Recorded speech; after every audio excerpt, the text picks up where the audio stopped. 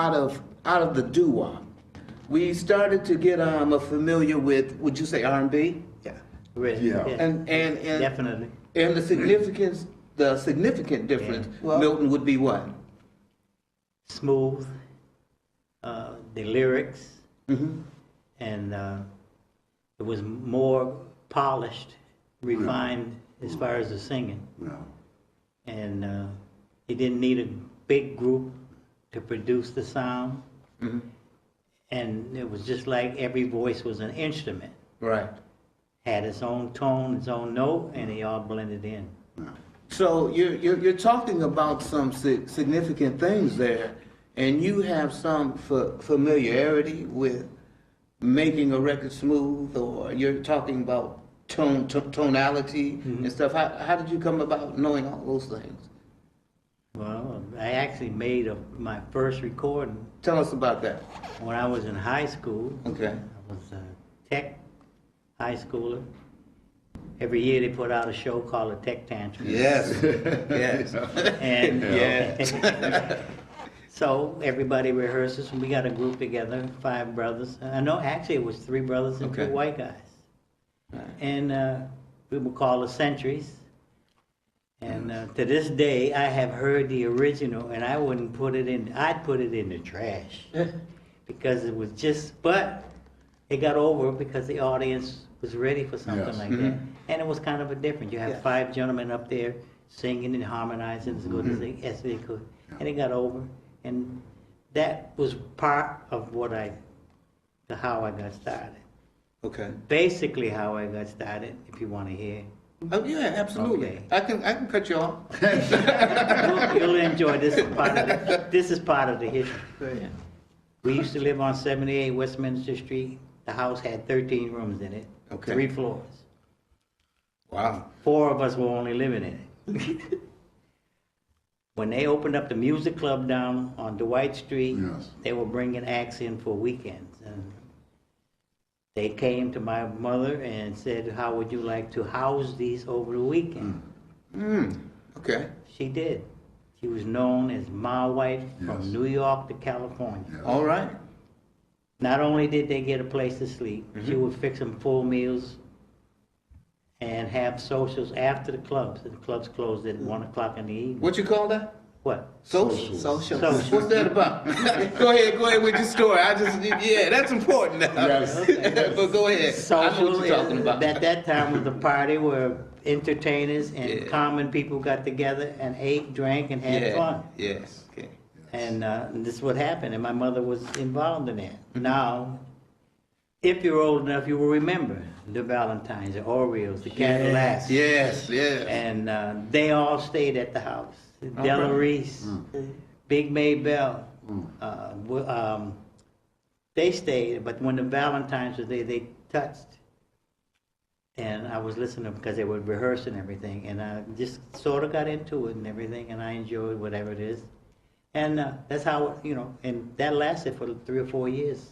Now, one big thing about that, everybody says James Brown, back in the time, that's when he was, Right. James Brown. And Right. He is my mother's first cousin. Okay. Okay. And he came with his group, and I was second year high school. He came and brought his big machine, and I drove it. Hey, give me the key. Okay. Well, I learned how to drive when I was 15. So, but anyhow, he brought his groups in, and they all came in there. To think about it, when he left, one of his when I started singing earlier, one of this group, the Flames, went in the service. He called me up from Georgia, 1955, and asked me to come down to Georgia and fill in for that group, that No, singer. wait a minute now. You telling me you a famous flame, at least for a moment? On the phone. All right. But he did. Yeah, yeah. But you know what happened to them, right? The Flames burned out. Yeah. I like that, Milton. Well, I have a question. Like, I know you said someone approached your mother. Was she just a regular mom from the neighborhood? Yeah. did like the mayor come forward, or was it our network as a black people? Someone Yeah, said, yeah, look, yeah. could, you know, you got this big old house and you know what it's like for folks Yeah. not being able to stay Yeah. downtown. Yeah. Yeah. Can we use your house? The two that involved, Grant and Holloway, they approached because Mom was, I would classify it as a chef. She was an excellent cook, well known around, you know. Even though that she was an AME with Bethel, Yes. she did the house thing. Okay. Now the house had 3 floors, a full apartment on the 3rd floor, the bedrooms and the bathroom and on the 2nd floor, 2 bathrooms on the 2nd floor, laboratory on the 1st floor, big kitchen and so forth. And even people that weren't entertainers came and knew about it, as you can see right here. Yeah. There was no trouble. Right. We never had no trouble. Right. But the thing about it is we had the support of the local police department in the center. But I think though, Joyce, in answer to your question, I think that it was by word of mouth. Yeah. You know, that everybody knows you know, you go to Right. Mars. Well, that's, Yeah. that's why I was wondering, And I- because like you were saying, everyone knew my wife. Right. And that was a little bit Right. before my time, because we was right around the corner on Tyler Street, and I had no reason to know, but to that end, Right. you know, you're going to work, your parents, and how would it evolve that your house would become a haven? Yeah. Yeah. Right. You know what I'm saying? Safe place. Once, And- once the entertainers got established to come in here, you got to remember, Westover was in full bloom. That's right. That was the strategic air command of the Okay. East Coast during Okay. the Second World War. That's how half of us got here. And if you notice, all the To tell the projects truth. and all those Yeah. small houses that were built in the 50s and Right. everything were attributed to the officers and the enlisted men coming from Westover. Yeah. And that's what built up a lot of the housing. Right. So they would come, participate with the crowd and everything, and, you know, Yes. so that kind of made it successful. So you had made mention of several big names back in the At that day. time, yeah. So, Donna, let me ask you something. Why do you think now we don't have names? Why can't we solicit people to come? Why doesn't Springfield have, or why isn't it the entertainment mecca that it once was? I mean, even in the small circuit, like the you know, the famous door, Right, the yeah. Village Gate, you Yeah, know, right. really up on, you know, up on the square, you know, you have Megan, Chevy, anything. Robin's Den. Robin's Den. Yeah. We would have entertainers Yeah, come. we But, would. but even in the churches, when we want big entertainers to come, they don't come to Springfield. Right. They would go to Boston, Yeah. they'll go to Hartford, but they're only driving through or flying through Springfield. Why do you think that is? Because we were such a vibrant, Yes. a community. I think there are a few factors, and a lot of it has to do with economics. Okay. A lot of it has to do with economics. Now, Springfield was like a center for a lot of things. Right. Industry, obviously, the most prominent. You know, you Right. can look around anywhere in the greater Springfield area and, you know, all the old factories and what Right. have you. So it was natural that Springfield became a centerpiece for a lot of things, and that included entertainment. Okay. And actually, back in the '60s, and it wasn't just R&B. Back at that time, along with the whole era as rock kind of started to develop here, used to have concerts at the Paramount Theater. Yeah. Matter of The fact, Rialto? one of The Rialto. Well, Yeah. the Rialto, yes, and I guess later on we'll talk about some of our experiences. So, and yes, the Rialto is in there, definitely. But, and you remember the large acts would always be either at the Paramount, Right. but more importantly, at what was then the Springfield Auditorium, Right. Right. which is now known as Symphony Hall. Yeah. Right, yes. And the large groups would come through there. Correct. Matter of fact, one of my earlier gigs was opening for the Unifix, the 5 Stair Steps at the Springfield Auditorium. So at that time, everybody came to Springfield, but then just down the road a bit, Hartford started to develop. And now the people that used to come up from Connecticut were no longer coming up here. Okay. And then as the economy here started to slide, a lot of the places closed down Right. to the point where there was almost nowhere left for anybody to perform, let alone the larger groups. you know. Okay. So what happened was this: as Hartford developed with a larger population, especially a larger black population, people started to gravitate down there because the entertainers, or I should say the promoters, saw more money in that locale. So, Down the road. Right, down the road. And then we had this other problem that we had here as we got into the 70s. I don't know if I'm allowed to say this, but Tony can cut it. Is the fact that we, for some reason, didn't like buying tickets in advance. Right. Now, I'm speaking to that because for a short time, myself and a couple others were promoting. We tried promoting some shows, and we did promote a couple of them. But we won't buy tickets in advance. And the problem there is that when you're trying to book someone, like I said, we brought Nancy Wilson here to the Paramount, and when you sign that contract, you've got to have half up front. Right. And then when they show up, you have to have the other half. Already. You have to have that ready, money in hand. Yes. Same thing for the production crew, the sound crew, lighting crew, et cetera, et Clean cetera. up the whole So thing, yes. you can imagine what the cost would be, say, for the Civic Center, which is now the Mass Mutual Center. So if a certain number of tickets weren't sold prior to the advance, canceled, yeah. they would cancel. And that's why Luther Vandross was canceled, Michael Jackson was canceled, and a number of other performers acts were canceled. Okay. But before that time, remember, we had quite a few coming through here, like you said. Right. And then after that, then the casinos eventually started opening up and taking more and more, and Springfield just forgot.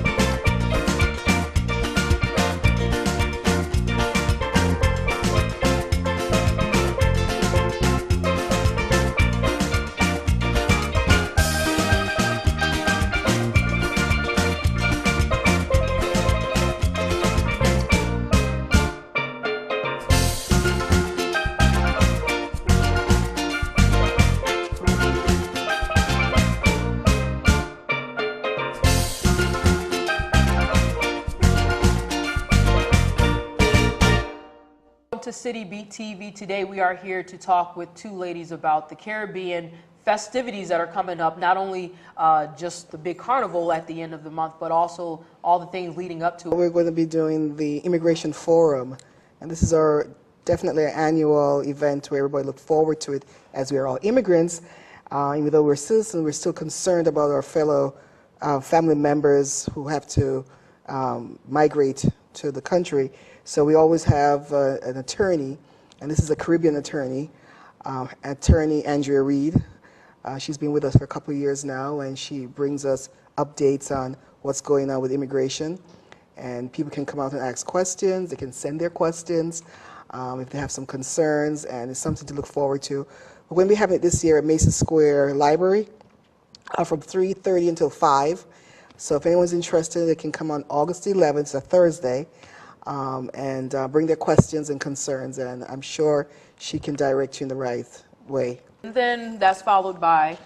Okay, for the first time this year, we are going to be collaborating with the Springfield City Library and just through the Springfield Carnival Association to put on the 3rd annual community festival.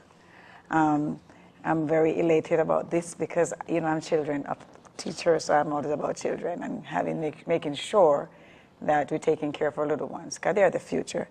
And so it is in honor of the branch benefactor Annie G. Corrin.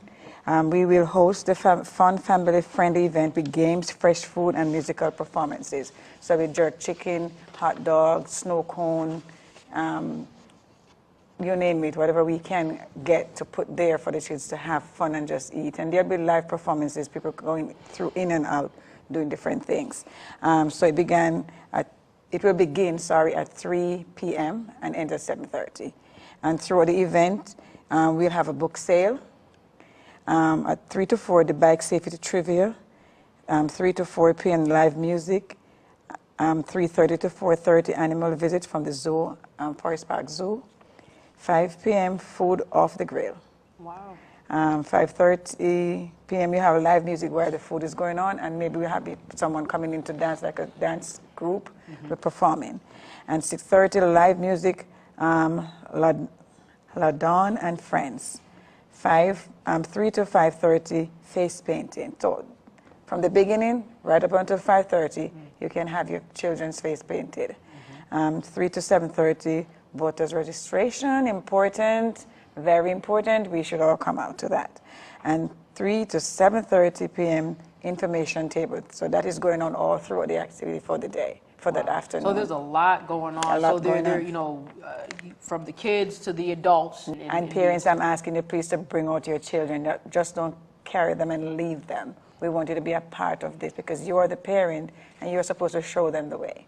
And you're learning from them actually, and they're learning from you and see how to do it. So when they take over, they know how to do it, you know. Exactly. So where is this taking place? It is taking place at 765 State Street. That is Mason Square Library, branch library. Okay. Yes. So then followed by that, we have another event. Yeah. Well, the culmination of our parade, and that's usually our festive day where we have our floats, our costumes, we have vendors in the park, we have entertainment in the park, and we kick off at Rebecca M. Johnson School at 12 o'clock, and we march up State Street into Blunt Park. We are inviting people to be a part of the parade. If you have a group or you'd like to represent something in the community, contact us at 413-693-3343 and be a part of either the parade or be a part of the vendors. Get a booth and get your permits and all that. And please make sure you bring your generators if you need to use electricity. So that's what we're looking forward to, August 20th. That's the parade day, and it's going to be an exciting day, we know. And rain or shine, we'll be there. Okay, awesome. So to sum everything up, we have an entire month full of information, celebration, festivities for people of all ages, obviously focusing on Caribbean culture. Why is this important? What do you see people who are not necessarily Caribbean, how do they benefit from all of these, from participating in all of this? For one, if you're not Caribbean, then if you have all these people living among you, wouldn't you want to know about them? What do they like, what they don't like, what they eat? Why do they dress the way they dress? So this is what we do. We bring the Caribbean to the people. They learn about us, and in the same breath, we are learning about them. Right. So we're sharing our culture. So that is why it's like, if you listen to the name of the group is the Caribbean American African Athletic Social Club. That's a big, broad name under which the Springfield Carnival comes. And American people, they need to know us. And it's not only Americans that are here. Right. It's all nation. Right. Because this could be said out of many one people. They could actually borrow our own, right? Yeah. Right. Because it's like a melting pot. Everybody's here. So that is important for us to let them know who we are. What do we stand for? Right. And then our children, many of them are not born in Jamaica or Barbados or Guyana, but they need to know who they are. Absolutely. If you don't know where you are from, then we do not know where we are going. We need to have a history. And our young children need to have a history. They need to know what their parents learned when they were kids. What did they eat? How did they dress? What did they look like? What music did they dance to? And the only way they can learn that is if all the Caribbean people come out, support us, and showcase their talents. So we want to see every talent out there. I know many young men and young ladies have such good talent you could expose or show to the world. Let us do it on that day, please. Absolutely. Yeah. And on the proclamation day on Friday, we encourage people to bring their flags and represent who they think they are and showcase that we're such a diverse community, and this is an opportunity for you to stand up and be counted. So we encourage people to come out with their flags from that day right through the whole month, if possible, to any event and represent who you are. And as you asked us about why should people care, it's a legacy we're leaving. So many of us have left our homeland and made this our new home, and our kids are now another nationality. So therefore, it's important for us to pass that on and let them know where they came from. And this is a great way of sharing that with the whole world, through music, food, and culture. So it's a great time for us to come out and just get involved. Wow. And that's the thing, involvement. It's really important for events like this to happen on a regular basis. It keeps people engaged with the community. And that is something that is lacking, not only in our city, but across the world. People just getting involved and not having, I guess, a desire to learn of something that's not directly related to them, or having the desire to go out and support anything that they haven't themselves created. And I know the city of Springfield certainly appreciates what you guys do. And again, if we can just give people information about where they can learn more about this and where they can find the calendar, because again, there's a lot that is coming up soon, and we certainly want them to know exactly where to go. So if we can just give them that information one more time. Okay, so they could call 413-693-3343, or they could visit the Facebook page, Springfield Carnival Association, and they will be informed. Okay, all right. Well, thank you so much. This was an awesome, awesome time learning about Caribbean culture and also getting prepared for what's to come. City Beat TV, that was another episode. You guys stay tuned. A lot of things are coming up in the next couple of weeks. Stay informed, stay tuned, stay engaged. We're out. I want to give a shout out to the Caribbean cultural community. Good evening and welcome to New England's Extraordinary Talent. My name is Elaine B. and I have a very special guest here today, and her name is Natalie Redd.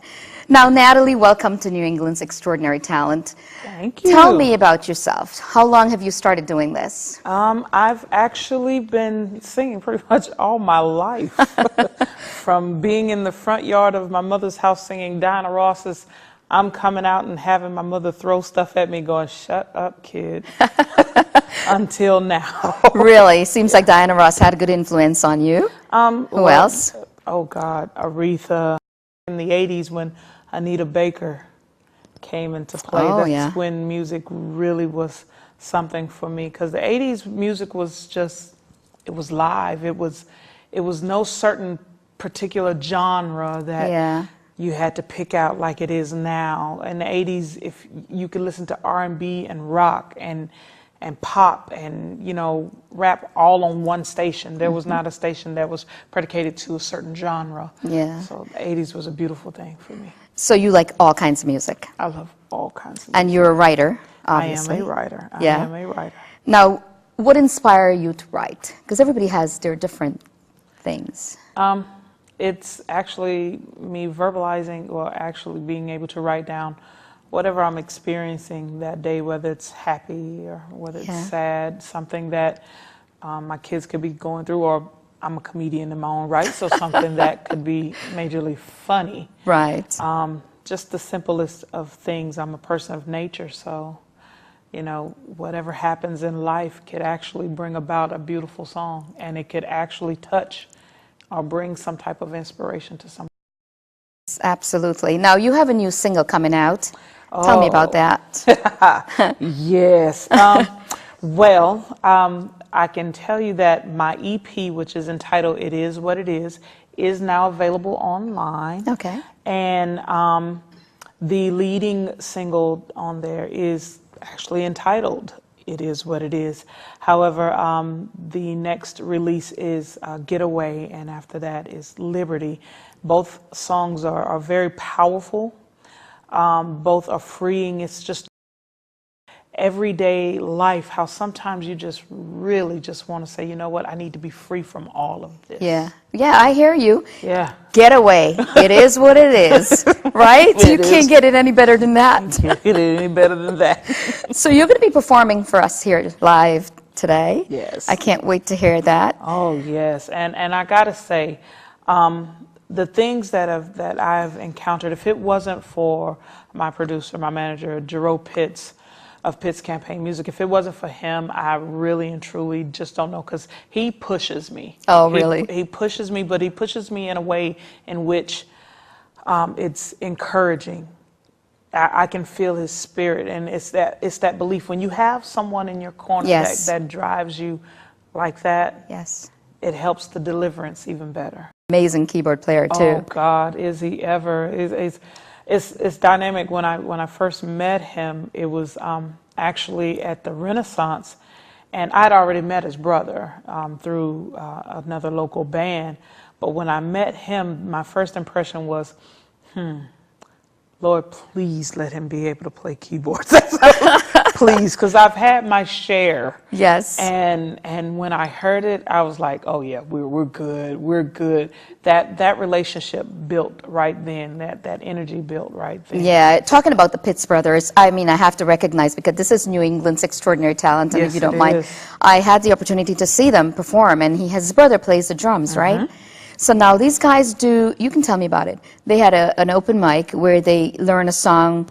Oh yes, it was actually called Ultimate Karaoke, and it was a great way to pool in the residents here of Springfield, even extending out into Hartford. And this was a way to just give them an opportunity to do it. And I got the opportunity. They entrusted me with hosting it, and for me that was a ball, because to be able to sit back and watch others sing, and you yourself know this as a singer, to see other people sing, it's a beautiful thing.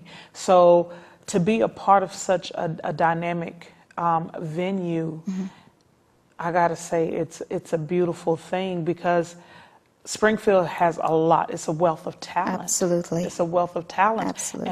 And some are shy, some you have to give a little nudge to, but being able to help them relax to where they can, okay, she's funny, we can do this. We can get up there and do that. To give them that nudge, to encourage them in that way, for me it was a pleasure.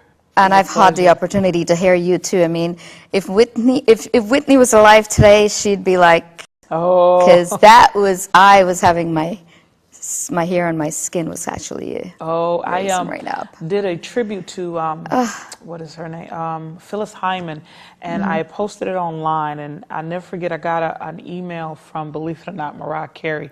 It freaked me out, because I was sitting there going, oh my God, the butterfly herself. And she says, you know what, I'm a big Phyllis Hyman fan, and you did Phyllis justice. Yes. That right there for me was a beautiful thing. I can't wait to hear you perform here your own single. Yes, I mean, my you're going to song give us is an called intro of Liberty. it. Yes. And it's like I said, it's empowerment. It's a song saying that, you know what, I'm finally free. I'm finally able to just be me. Now, what is next for Natalie? Oh, well, actually, there isn't a next. Everything is happening for me so fast. So right now, it's what's now for Natalie. My song Getaway has been nominated. Well, actually, I won Best R&B Song through Acadia Music Awards and Academia Music Awards, and I'm excited about that. Pitt's Campaign Music, which is now part of the Red Wall Group, all one and the same. We're getting ready to work on the video. Okay. And just between shows, photo shoots, videos, it's not what's next, it's what's happening right now. And I do hope that you come back here and let us know how you're doing. But where can we find your music? You can find it on iTunes, Amazon, Google Play, Spotify, wherever music is being sold. Natalie Redd, It Is What It Is EP is available for purchase. Oh, it's a pleasure having you here, Natalie, and I do hope you come back and give us a little bit of the video, because the Pitts brothers are amazing. I'm in phenomenal hands, and I appreciate all the hard work.